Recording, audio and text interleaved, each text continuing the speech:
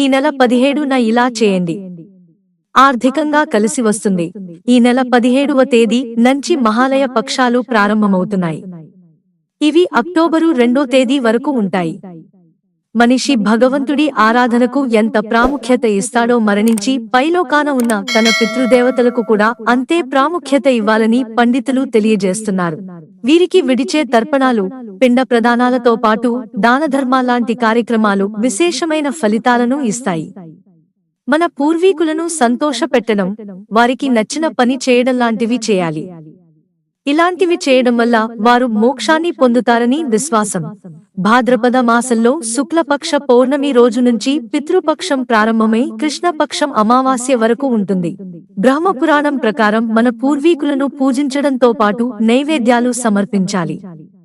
వారికి శ్రాద్ధం పెట్టడం ద్వారా రుణం తీర్చుకోవడానికి అవకాశం కలుగుతుంది. శ్రాద్ధం పెట్టే రోజు ఉదయాన్నే నిద్ర లేచి తలస్నానం చేయాలి. చేతిలో నువ్వులు లేదంటే జలం, అక్షతలు మొదలైన వాటిని తీసుకుని పూర్వీకులకు సమర్పించాలి. దీన్నే తర్పణం అంటారు.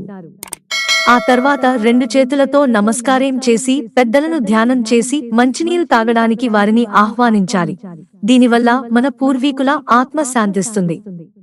వారి పేరుతో అన్నదానం, వస్త్రదానం చేస్తే కుటుంబ సభ్యులెవరికీ ఆర్థిక కష్టాలు రావు. పితృదోషం ఉన్నవారు ఈ సమయంలో ఖచ్చితంగా తర్పణం వదలడం చేస్తే మంచిది.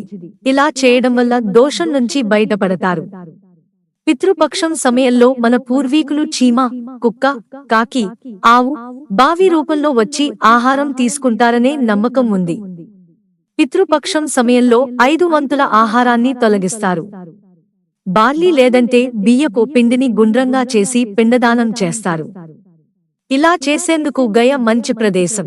మిత్రులారా, ఛానల్ సబ్స్క్రైబ్ చేసుకోవడం మర్చిపోకండి. ధన్యవాదాలు.